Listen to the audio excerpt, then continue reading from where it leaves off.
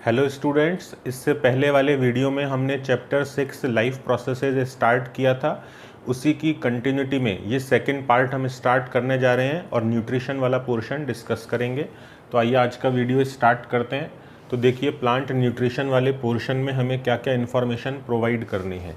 जो green plants हैं वो अपना खाना खुद बनाते हैं by the process of photosynthesis, और इस प्रोसेस में जो सनलाइट है वो एनर्जी प्रोवाइड करती है। कार्बन डाइऑक्साइड और water as a raw material की तरह काम करते हैं।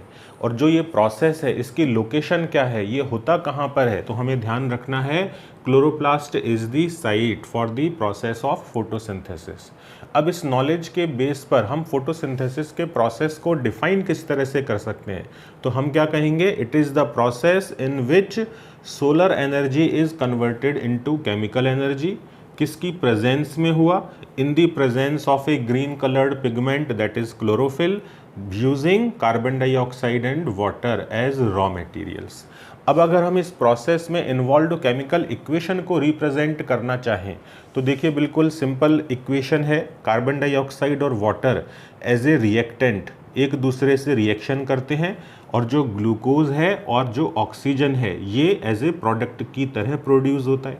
ये रिएक्शन किन रिएक्शन कंडीशंस में होती है तो उसे हमें एरो के ऊपर या नीचे मेंशन करना है। रिएक्शन कंडीशंस में रिक्वायर्ड होगा प्रेजेंस ऑफ सनलाइट और क्लोरोफिल पिगमेंट, जो कि क्लोरोप्लास्ट नाम के सेल ऑर्गेनेलीज में अवेलेबल होता है। नेक्स्ट पोर्शन देखते हैं। अब इस प्रोसेस में जो ग्लूकोज जनरेट हुआ इसका आगे फर्दर क्या होने वाला है, तो इसका कुछ पोर्शन जो प्लांट है वो हाथों हाथ काम में ले सकते हैं, उनको अपनी एनर्जी की रिक्वायरमेंट कंप्लीट करनी है। लेकिन वो ग्लूकोज जो कि इमीडिएटली यूटिलाइज नहीं होने वाला है वो स्टोर हो जाता है इन दी फॉर्म ऑफ स्टार्च। कहाँ पर स्टोर होता है, तो लीव्स में स्टोर होता है और साथ ही साथ दूसरे स्टोरेज पार्ट्स में स्टोर होता है। तो ये स्टार्च का नाम आपको ध्यान रखना है और यहाँ पर 1 मार्क का क्वेश्चन पूछा जाता है। तो कहने का मतलब यहाँ हुआ क्या, जो स्टार्च है वो as a reserved food material की तरह यहाँ पर काम कर रहा है, और जब भी प्लांट्स को रिक्वायरमेंट होगी ग्लूकोज की तो इस स्टार्च को यूटिलाइज किया जा सकता है। इसी तरह का केस अगर हम एनिमल्स में देखें और पर्टिकुलरली ह्यूमन बींग्स की हम बात करें तो वहाँ पर एक्सेस क्वांटिटी में जो ग्लूकोज है वो स्टोर होता है इन दी फॉर्म ऑफ ग्लाइकोजन। इसको भी आगे फर्दर ग्लूकोज में कन्वर्ट कराया जा सकता है अगर बॉडी को इसकी रिक्वायरमेंट होगी। तो यहाँ पर 1 मार्क के 1 वर्ड वाले क्वेश्चन आ गए। आपसे पूछा जाए अगर प्लांट्स की बात करें, हम कहेंगे कि जो एक्स्ट्रा ग्लूकोज है वो स्टोर हो जाएगा स्टार्च की फॉर्म में, लेकिन अगर एनिमल्स में कहा जाए तो जो एक्स्ट्रा ग्लूकोज होता है वो स्टोर होता है ग्लाइकोजन की फॉर्म में। तो ये दोनों पॉइंट्स आप ध्यान रखेंगे। नेक्स्ट हम डिस्कस करते हैं सिग्निफिकेंस ऑफ फोटोसिंथेसिस, या हम कह सकते हैं कि जो फोटोसिंथेसिस का प्रोसेस है इसकी इम्पॉर्टेंस क्या है। तो आइए देखिए, हम क्या कहेंगे कि ये एक मेन वे है जिसके through solar energy chemical energy में कन्वर्ट होती है, और जो डिफरेंट लिविंग ऑर्गेनिजम्स हैं हमारी अर्थ पर उनके लिए अवेलेबल हो पाती है वो एनर्जी। तो इसका मतलब क्या हुआ कि जो ग्रीन प्लांट्स हैं वो हमारे इकोसिस्टम में as a producer of food की तरह काम करते हैं, और जो दूसरे लिविंग ऑर्गेनिजम्स होंगे वो डायरेक्टली या इनडायरेक्टली डिपेंड करते हैं ग्रीन प्लांट्स के ऊपर। किसके लिए, अपनी एनर्जी की रिक्वायरमेंट के लिए। जैसे सपोज कीजिए हम किसी हर्बीवोर्स की बात करें तो जो हर्बीवोर्स हैं वो डायरेक्टली प्लांट का इंटेक कर सकते हैं, लेकिन जो कार्निवोर्स हैं वो प्लांट्स को डायरेक्टली इंटेक नहीं कर रहे हैं। कार्निवोर्स क्या कर रहे हैं, वो किसी ना किसी हर्बीवोर का इंटेक कर रहे हैं। तो इसका मतलब जो कार्निवोर्स हैं वो इन ग्रीन प्लांट्स के ऊपर डिपेंड तो कर रहे हैं लेकिन वो इनडायरेक्टली डिपेंड करते हैं। और एक और इम्पॉर्टेंट पॉइंट आपको यहाँ पे ध्यान रखना होगा, फोटोसिंथेसिस के प्रोसेस के थ्रू हमारे एटमॉस्फेयर में कार्बन डाइऑक्साइड और जो ऑक्सीजन गैस है इनका लेवल मेंटेन हो पाता है। जैसा कि आपको ध्यान है कि जो प्लांट्स हैं वो कार्बन डाइऑक्साइड को एज ए रॉ मटेरियल की तरह काम में ले रहे हैं, और जो ऑक्सीजन गैस है वो प्रोड्यूस होती है बाय प्रोडक्ट की तरह। अब जो ये काफ़ी ज़्यादा क्वांटिटी में ऑक्सीजन गैस प्रोड्यूस होती है इसको रेस्पिरेशन के प्रोसेस में काम में लिया जाता है। अब चाहे वो प्लांट्स कर रहे हो रेस्पिरेशन, या एनिमल्स कर रहे हो, या ह्यूमन बींग्स कर रहे हो। लेकिन इन जनरल आपने कभी पुरानी क्लासेस में जो आप पढ़ते हुए आ रहे हैं, आपने सुना होगा कि जो प्लांट्स हैं वो ऑक्सीजन गैस देते हैं, ऑक्सीजन गैस देते हैं। तो इसका मतलब क्या है? क्या वो खुद ऑक्सीजन काम में नहीं लेते हैं क्या? तो हमें यहाँ पर एक बहुत इंपॉर्टेंट पॉइंट ध्यान रखना है। प्लांट्स में जो रेट ऑफ फोटोसिंथेसिस है that is much more greater than the rate of respiration. इसका मतलब क्या हुआ कि वो काफ़ी ज़्यादा क्वांटिटी में ऑक्सीजन गैस प्रोड्यूस करते हैं, बजाय इसके कि वो थोड़ी बहुत ऑक्सीजन गैस काम में ले रहे हैं। तो इसका मतलब इन जनरल हम क्या कहेंगे कि उन्होंने हमें ऑक्सीजन गैस दे दी। हालांकि उन्होंने इसका पोर्शन खुद भी काम में लिया है, लेकिन जो ये काफ़ी ज़्यादा क्वांटिटी में ऑक्सीजन गैस प्रोड्यूस होती है, ये बाकी सभी लिविंग ऑर्गेनिजम्स के लिए रेस्पिरेशन के प्रोसेस में काम में आती है। तो कहने का मतलब ये बहुत इंपॉर्टेंट पॉइंट है, आपको ये ध्यान रखना होगा। तो आइए बात करते हैं जो फोटोसिंथेसिस का प्रोसेस है, इसमें कौन कौन से स्टेप्स या हम कहेंगे कौन से इवेंट्स इन्वॉल्व होते हैं। तो देखिए यहाँ पर जो फर्स्ट स्टेप आपको बताया हुआ है that is the absorption of solar energy. कौन एब्जॉर्ब कर रहा है? क्लोरोफिल एब्जॉर्ब कर रहा है।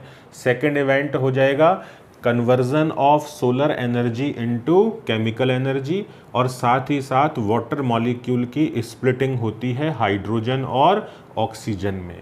और थर्ड स्टेप देखिए, रिडक्शन हो रहा है कार्बन डाइऑक्साइड का, जिससे कि कार्बोहाइड्रेट जनरेट होते हैं। और जो ये कार्बन डाइऑक्साइड का रिडक्शन हुआ, इसमें क्या चीज़ काम में ली गई? तो जो यहाँ पर हाइड्रोजन गैस रिलीज हुई थी ना, वो यहाँ पर रिडक्शन के प्रोसेस में इन्वॉल्व होती है। या आप कह दोगे कि जो हाइड्रोजन है वो एज ए रिड्यूसिंग एजेंट की तरह काम करती है और कार्बन डाइऑक्साइड को कन्वर्ट कर देती है कार्बोहाइड्रेट्स में। तो यहाँ पर ये 3 स्टेप्स हो गए। अब हम जो ये फोटोसिंथेसिस का पूरा प्रोसेस है, इसमें हमें क्या ध्यान रखना है कि इस पूरे प्रोसेस को 2 टाइप की केमिकल रिएक्शंस में डिवाइड किया जाता है, light reaction and dark reaction. और यहाँ पे एक पॉइंट और आप ध्यान रखेंगे, जो स्प्लिटिंग ऑफ वाटर मॉलिक्यूल्स है वो लाइट रिएक्शन का पार्ट होती है, और उसके अलावा जो सारे स्टेप्स हैं वो डार्क रिएक्शन में होते हैं। अब जो ये लाइट रिएक्शन और डार्क रिएक्शन है, ये है क्या? अगर हम क्लास 10th के अकॉर्डिंगली बात करें तो हमें इसमें बहुत ज़्यादा डिटेल में जाने की ज़रूरत नहीं है। आप में से जो कोई भी स्टूडेंट 11th में आने पर अगर बायोलॉजी लेते हो तो वहाँ पर ये पूरी डिटेल आने वाली है। यहाँ पर आपको सिंपली ये 2 नाम ध्यान रखने हैं, इसके अलावा और ज़्यादा डिटेल में जाने की ज़रूरत नहीं है। नेक्स्ट पोर्शन देखते हैं। जो अभी हमने यहाँ पर ये 3 स्टेप्स डिस्कस किए, क्या ये 1 2 3 इसी सीक्वेंस में होते हैं? नहीं, यहाँ पर जो ये सारे स्टेप्स हैं इसी ऑर्डर में हो, एक के बाद एक होते जाएं, ऐसा बिल्कुल ज़रूरी नहीं है।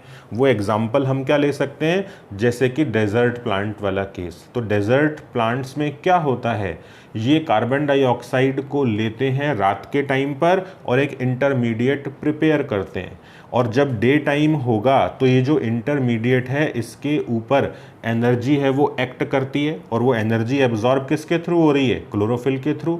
और डे टाइम में फाइनली ये इंटरमीडिएट कार्बोहाइड्रेट में कन्वर्ट हो जाएगा। तो कहने का मतलब जो ये 3 अपने सीक्वेंस हैं ये एज इट इज़ मेंशन करने की ज़रूरत नहीं है, क्योंकि यहाँ पर हमें डेजर्ट प्लांट में थोड़ा सा जो केस है वो अलग तरह का देखने को मिल रहा है। लेकिन अगर आप इसी ऑर्डर में मेंशन करते हैं तो कोई गलत भी नहीं है।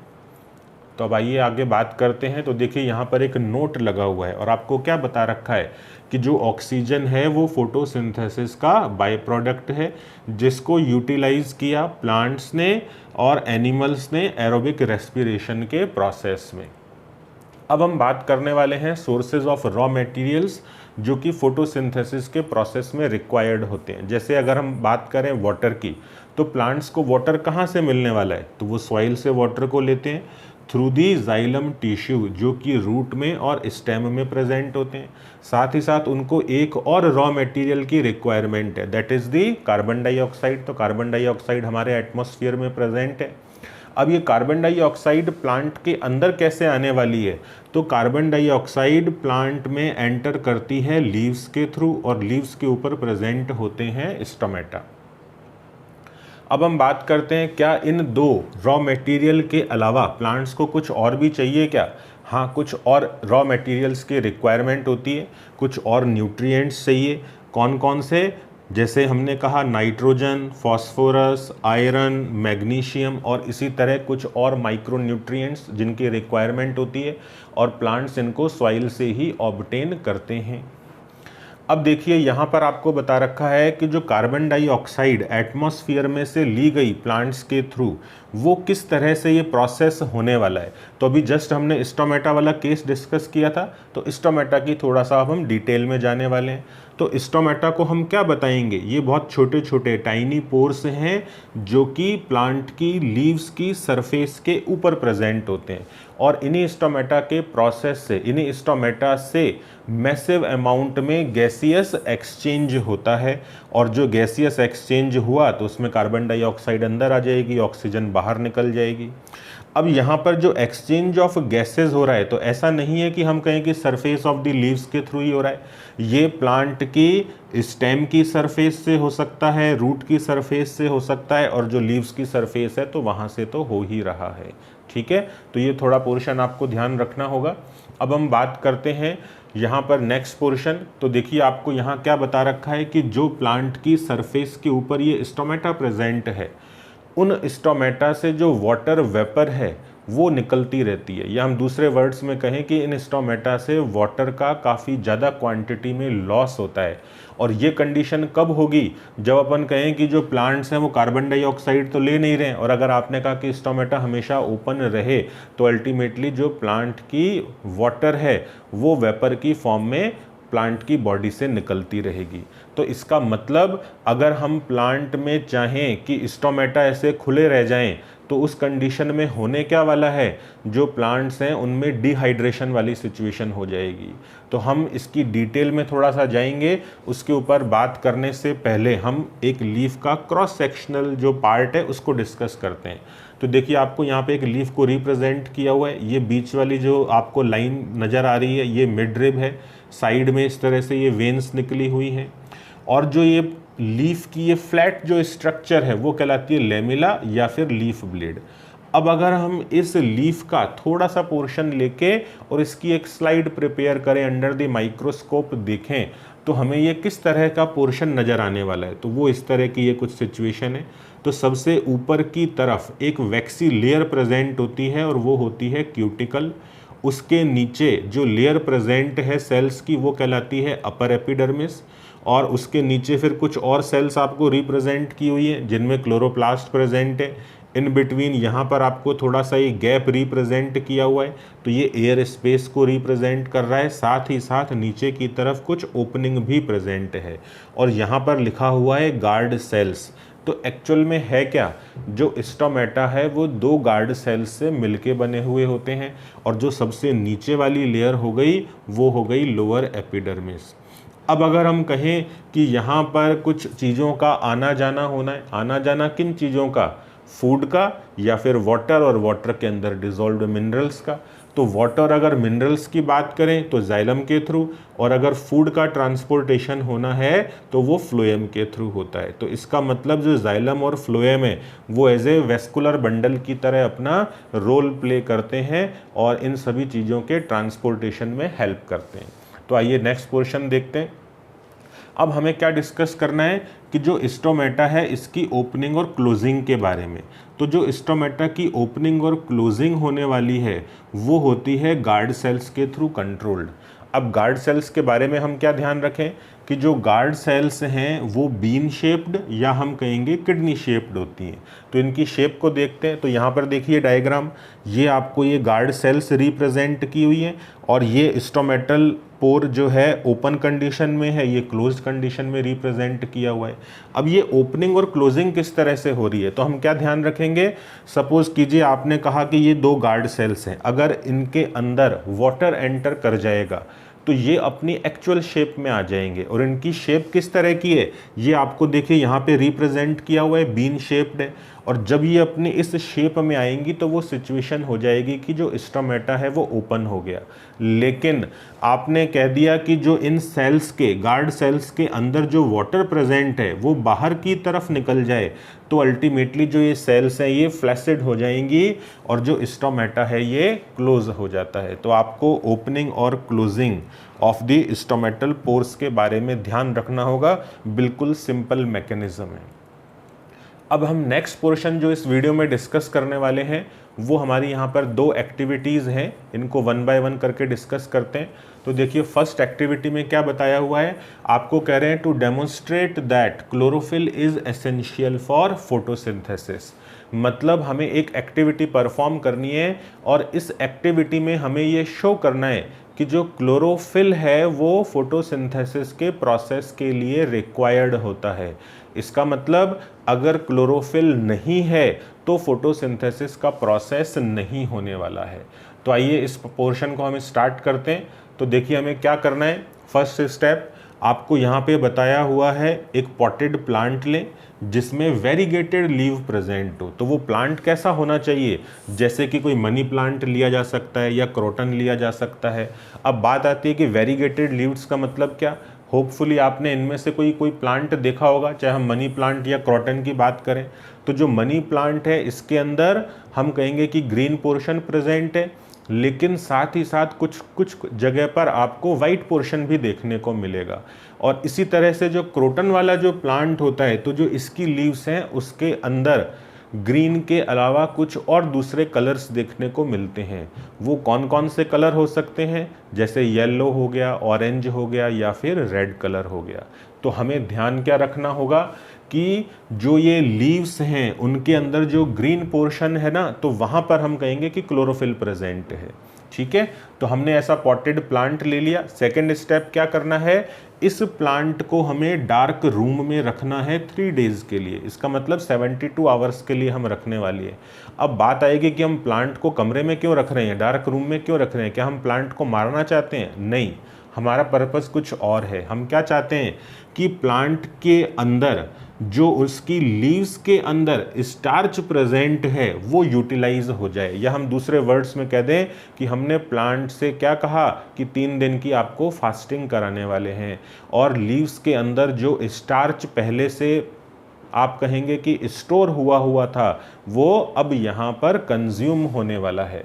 थर्ड पॉइंट देखिए, जब ये टाइम कंप्लीट हो जाए तो हमें इस प्लांट को ब्राइट सनलाइट में रखना है फॉर अबाउट 6 आवर्स।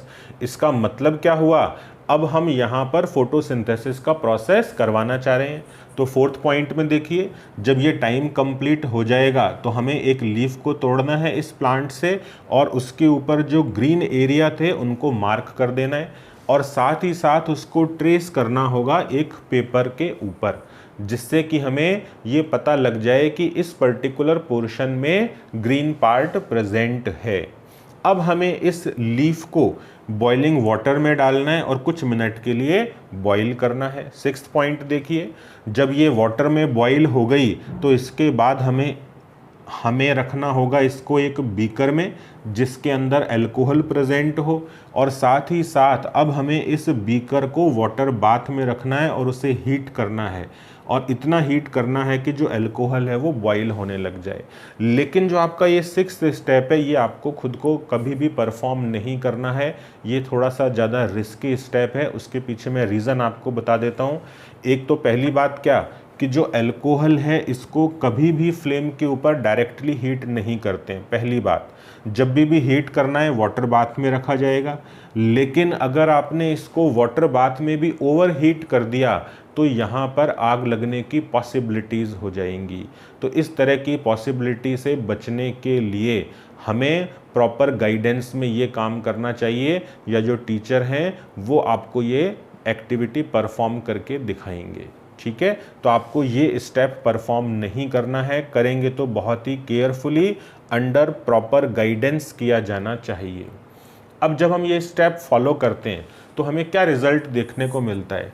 तो हमने क्या किया था, अल्कोहल में बॉईल किया, अब जब अल्कोहल में बॉईल कर रहे हैं तो वो क्या करता है, इस क्लोरोफिल को डिसॉल्व कर देता है और अल्टीमेटली जो लीफ है वो कलरलेस हो जाती है। इसका मतलब जो अल्कोहल है वो आपको बॉइलिंग के बाद में ग्रीन कलर का नज़र आने वाला है। तो आइए नेक्स्ट पॉइंट देखते हैं। फिर हमें क्या करना होगा, लीफ को हम अल्कोहल वाले सॉल्यूशन में से बाहर निकाल लें और उसको हमें डिप करना है डाइल्यूट आयोडीन सॉल्यूशन में कुछ मिनट के लिए, और फिर हम रिंस ऑफ कर देंगे आयोडीन का सॉल्यूशन। अब हमने जो ये स्टेप फॉलो किया, इसमें हम एक्चुअल में करना क्या चाह रहे हैं, हम ये देखना चाह रहे हैं कि जब ये हमने एक्टिविटी परफॉर्म की, जब हमने प्लांट को वापस से सनलाइट में रखा था, तो उसने कुछ ना कुछ फोटोसिंथेसिस का प्रोसेस किया होगा और स्टार्च बना होगा। तो यहाँ पर आपको टेस्ट क्या ध्यान रखना है, जब स्टार्च डाइल्यूट आयोडीन सॉल्यूशन के कांटेक्ट में आता है तो ब्लू कलर देता है। तो देखिए यहाँ पर आपको एक डायग्राम रिप्रेजेंट किया हुआ है, वेरीगेटेड लीफ को बता रखा है, बिफोर एंड आफ्टर वाली सिचुएशन है। इसका मतलब क्या, बिफोर एंड आफ्टर मतलब स्टार्च का टेस्ट परफॉर्म करने से पहले ऐसी सिचुएशन थी, और जहाँ पर ये ग्रीन कलर आपको नज़र आ रहा है वो जो अब पोर्शन है वो अब यहाँ पर ब्लू हो गया है। इसका मतलब इस ग्रीन पोर्शन में फोटोसिंथेसिस का प्रोसेस हुआ, स्टार्च जनरेट हुआ और उसकी प्रेजेंस को हमने डिटेक्ट कर लिया डाइल्यूट आयोडीन सॉल्यूशन की हेल्प से। तो इस एक्टिविटी और ऑब्जर्वेशन के बेस पर अब हम क्या कह पाएंगे, क्या कंक्लूड कर पाएंगे, तो इसको एक बार देख लेते हैं। तो क्या कहेंगे कि जो ब्लू कलर है वो उन्हीं पोर्शन में अपीयर हुआ जो ग्रीन थे। तो इसका मतलब क्या हुआ कि वहाँ पर स्टार्च फॉर्मेशन हुआ है उन ग्रीन पोर्शंस में, और जब ये क्लोरोफिल उन पोर्शन में प्रेजेंट था तो अल्टीमेटली स्टार्च बना, आयोडीन सॉल्यूशन से रिएक्शन किया और ब्लू कलर आ गया।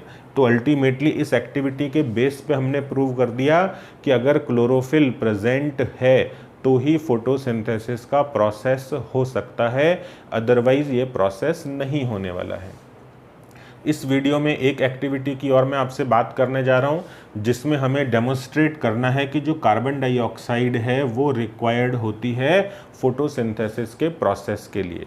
अब इस एक्टिविटी के परफॉर्म करने का प्रोसीजर देखते हैं, और उससे पहले हम देखते हैं कि हमें कुछ सेटअप अरेंज करना होगा। तो पहले इस डायग्राम को समझते हैं।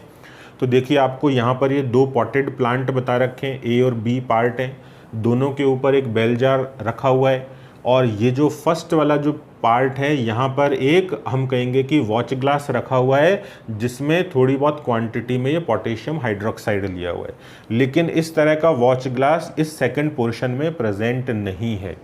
तो अब देखिए फर्स्ट पॉइंट देखते हैं, हमें क्या करना है, दो हेल्दी पॉटेड प्लांट लेने और वो अप्रॉक्स सेम साइज के होने चाहिए। सेकंड पॉइंट में हमें क्या करना होगा, वही एक्टिविटी जो हमने पिछले वाले केस में किया था वही स्टेप फॉलो करना है। हमें प्लांट की फास्टिंग करानी है। इसका मतलब हम उसे 3 दिन के लिए डार्क रूम में रख देंगे जिससे कि जो लीव्स हैं वो स्टार्च फ्री हो जाएंगी। अब इसके बाद में थर्ड स्टेप देखिए, हमें क्या करना है, ईच पॉटेड प्लांट को सेपरेट ग्लास प्लेट्स के ऊपर रखना है, और फोर्थ स्टेप में हम क्या करने वाले हैं, एक पर्टिकुलर जो ये प्लांट ए है इसके पास में वॉच ग्लास में पोटेशियम हाइड्रोक्साइड रख देंगे। और पोटेशियम हाइड्रोक्साइड का यहाँ पर यूज़ क्या होता है ये आपको ध्यान रखना है। पोटेशियम हाइड्रोक्साइड कार्बन डाइऑक्साइड को एब्जॉर्ब कर लेता है। तो इसका मतलब इस फर्स्ट वाले केस में क्या हो रहा है कि जो यहाँ पर इस पर्टिकुलर कंपार्टमेंट के अंदर जो कार्बन डाइऑक्साइड प्रेजेंट है उसको एब्जॉर्ब कर लिया जाएगा पोटेशियम हाइड्रोक्साइड के थ्रू। और नेक्स्ट पोर्शन हम क्या करें कि ये दोनों प्लांट्स हैं इनको हम बेल जार से कवर कर दें, और इनके जो बॉटम वाली जगह होगी जो एक रिंग की फॉर्म में होगा वहाँ पर हमें वैसलीन लगा देनी है, जिससे कि ये पूरा जो सेटअप है वो एयर टाइट हो जाएगा। इसका मतलब जो बाहर की हवा है वो अंदर नहीं आ पाएगी और जो अंदर की हवा है वो बाहर नहीं जा पाएगी। और फर्स्ट केस में पोटेशियम हाइड्रोक्साइड की प्रेजेंस के कारण अब यहाँ पर कार्बन डाइऑक्साइड की अवेलेबिलिटी को हमने स्टॉप कर दिया है।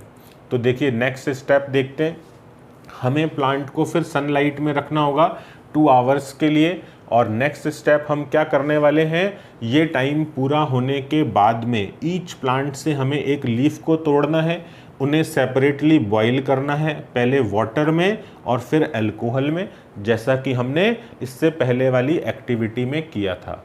और इसके बाद में हमें दोनों लीव्स को टेस्ट करना है फॉर द प्रेजेंस और absence of starch by using dilute iodine solution. अब हमें यहाँ पर क्या ऑब्जर्वेशन देखने को मिलेगा, प्लांट बी की जो लीव्स हैं वो ब्लू कलर की हो जाती हैं, जिसमें हमने पोटेशियम हाइड्रोक्साइड नहीं रखा था। तो इसका मतलब क्या हुआ, जब प्लांट बी को कार्बन डाइऑक्साइड अवेलेबल हो रही थी तो उसने फोटोसिंथेसिस का प्रोसेस कर लिया, तो अल्टीमेटली वहाँ पर स्टार्च जनरेट हो गया। लेकिन जो प्लांट ए है ना, वो वहाँ पर क्या कलरलेस अपना बता रहा है। तो इसका मतलब क्या हुआ कि जो प्लांट ए है वो स्टार्च को नहीं बना पाया, क्योंकि वहाँ पर हमने कार्बन डाइऑक्साइड को अवेलेबल नहीं कराया था, उसको एब्जॉर्ब करा दिया था पोटेशियम हाइड्रोक्साइड से। तो अब देखिए क्या कहें कि जो कार्बन डाइऑक्साइड थी प्लांट ए की वो एब्जॉर्ब हो गई KOH के थ्रू, और जो प्लांट है उसको CO2 नहीं मिली, तो अल्टीमेटली वो फोटोसिंथेसिस का प्रोसेस नहीं कर पाया। लेकिन प्लांट बी ने फोटोसिंथेसिस कर लिया। क्यों कर लिया, क्योंकि उसको कार्बन डाइऑक्साइड अवेलेबल थी। तो अल्टीमेटली इस एक्टिविटी से शो हो गया कि जो कार्बन डाइऑक्साइड है उसकी रिक्वायरमेंट है, वो नेसेसरी है for the process of photosynthesis. अब हम बात करते हैं how do organisms obtain their nutrition. तो देखिए इसमें नेक्स्ट पॉइंट हम क्या लेते हैं, कह रहे हैं कि जो फूड है और जो फूड को लेने का तरीका है वो ऑर्गेनिजम्स में अलग अलग तरह का होता है। तो इसका मतलब क्या कि जो डाइजेस्टिव सिस्टम है वो डिफरेंट ऑर्गेनिज्म में अलग अलग होने वाले हैं। अगर हम किसी सिंगल सेल्ड ऑर्गेनिज्म की बात करें तो जो फूड है उनकी पूरी बॉडी सरफेस से लिया जा सकता है, लेकिन अगर अपन कहें कि ऑर्गेनिज्म की कॉम्प्लेक्सिटी इंक्रीज होती जा रही है तो अल्टीमेटली इसी काम को करने के लिए ऑर्गन प्रेजेंट होंगे, ऑर्गन सिस्टम प्रेजेंट होंगे। कहने का मतलब वो जो पूरा का पूरा काम होगा बहुत ही स्पेशलाइज्ड वे में होने वाला है। हम बात करते हैं न्यूट्रिशन इन अमीबा के बारे में। तो देखिए यहाँ पर आपको पहले एक ये पिक्चर रिप्रेजेंट की हुई है और इसमें क्या बताया हुआ है कि ये अमीबा है, इसके पास में ये फूड पार्टिकल प्रेजेंट है, फिर ये सूडोपोडिया जनरेट हो रखे हैं और अल्टीमेटली जो ये सूडोपोडिया के थ्रू इस फूड पार्टिकल को बॉडी के अंदर ले लिया गया है। तो इसको पॉइंट वाइज देखते हैं। पहले हमें अमीबा के बारे में थोड़ा सा इंट्रोडक्शनरी पोर्शन बताना पड़ेगा कि अमीबा है क्या। अमीबा एक एक्वेटिक प्रोटोजोअन एनिमल है जो कि फ्रेश वाटर बॉडीज़ के बॉटम में मिलता है। ये एक माइक्रोस्कोपिक ऑर्गेनिज्म है, इसका मतलब इसको नेकेड आई से नहीं देखा जा सकता है, यूनिसेल्युलर है, एक सेल का बना हुआ ऑर्गेनिज्म है। अब कह रहे हैं आपको जो अमीबा है वो holozoic mode of nutrition follow करता है। तो इससे पहले वाले वीडियो में हमने होलोजोइक टाइप के न्यूट्रिशन के बारे में डिस्कस किया था, तो वैसा का वैसा न्यूट्रिशन अमीबा में भी प्रेजेंट है। और इसमें आपको एक नेक्स्ट पॉइंट बता रखा है कि इसमें कोई फिक्स माउथ नहीं होता है फूड का इनटेक करने के लिए। तो इसमें होता क्या है, जब ये कभी फूड पार्टिकल के कांटेक्ट में आता है तो जो इसकी ये सेल मेम्ब्रेन है ये प्रोट्रूंड हो जाती है, बाहर की तरफ थोड़ा उभर जाती है सूडोपोडिया की फॉर्म में, और अल्टीमेटली होगा क्या, ये उस फूड पार्टिकल को चारों तरफ से सराउंड कर लेगी और फिर आगे जाके ज्वाइन हो जाएगी। तो इसका मतलब जो फूड पार्टिकल है वो in the form of food vacuole इस अमीबा की सेल के अंदर आ जाएगा। अब जो ये प्रोसेस हुआ, ये प्रोसेस क्या कहलाता है, इसको बोला जाता है फैगोसाइटोसिस। मतलब इसने फूड का इनटेक कर लिया है, फूड को एनगल्फ कर लिया है। तो अब देखिए नेक्स्ट पॉइंट क्या होने वाला है, जो ये फूड पार्टिकल अंदर आ गया फूड वैक्यूल की फॉर्म में, अब उसके अंदर जो डाइजेस्टिव एंजाइम्स हैं वो सीक्रेट होंगे, फूड वैक्यूल के अंदर डाइजेशन का प्रोसेस होगा और जो डाइजेस्टेड फूड है वो एब्जॉर्ब हो जाता है। अब अल्टीमेटली हम कहेंगे कि जो फूड वैक्यूल है उसको अब बॉडी से बाहर निकाला जाना है, क्योंकि उसके अंदर अनडाइजेस्टेड फूड मटेरियल प्रेजेंट है। तो अल्टीमेटली होता क्या है कि जो अनडाइजेस्टेड फूड मटेरियल है, या कह दीजिए कि जो फूड वैक्यूल है, वो अमीबा की सेल मेम्ब्रेन के पास में मूव करने लगती है और अल्टीमेटली एलिमिनेशन हो जाएगा अनडाइजेस्टेड फूड मटेरियल का। और ये प्रोसेस क्या कहलाता है? इजेशन। हमने यहाँ पर होलोजोइक न्यूट्रिशन के बारे में डिस्कस किया है पहले वाले वीडियो में, लेकिन मैं आपको एक बार स्टेप से रिकॉल करा देता हूँ। जब भी होलोजोइक मोड होगा तो उसमें कौन कौन से स्टेप्स होने वाले हैं? इंजेशन, डाइजेशन, एब्जॉर्प्शन, एसिमिलेशन और इजेशन। तो ये आपको 5 जो पॉइंट हैं या स्टेप्स हैं वो ध्यान रखने होंगे। इसी तरह से हम लास्ट पोर्शन डिस्कस करते हैं न्यूट्रिशन इन अमीबा के बारे में, न्यूट्रिशन इन पैरामीशियम के बारे में। तो जो पैरामीशियम है ये भी एक यूनिसेलुलर ऑर्गेनिज्म है और इसकी डेफिनेट शेप होती है, लेकिन इसमें खास बात क्या, इसमें फूड को इनटेक करने के लिए एक स्पेसिफिक स्पॉट प्रेजेंट होता है और उस स्पेसिफिक स्पॉट की तरफ फूड को मूव कराया जाएगा विद द हेल्प ऑफ, या कह सकते हैं विद द मूवमेंट ऑफ सीलिया। और जो पैरामीशियम होता है इसके चारों तरफ जो सीलिया है वो काफ़ी ज़्यादा क्वांटिटी में प्रेजेंट होते हैं। बहुत ही माइन्यूट हम कहेंगे कि स्ट्रक्चर्स होती हैं जो कि इस फूड पार्टिकल को मूव कराने में हेल्प करती हैं। तो इस वीडियो में इतना ही, और जो इससे नेक्स्ट वीडियो होगा उसमें मैं आपसे डिस्कस करने वाला हूँ ह्यूमन बीइंग्स के डाइजेस्टिव सिस्टम के बारे में। तो वो वीडियो भी आप देखना ना भूलें, और हम उसमें बहुत ही अच्छे से डिटेल में इम्पॉर्टेंट पॉइंट्स के बारे में बात करने वाले हैं, और साथ ही साथ मैं आपको ये भी बताता जाऊंगा कि कौन से questions examination point of view से इम्पॉर्टेंट है। तो दोस्तों इस वीडियो में इतना ही।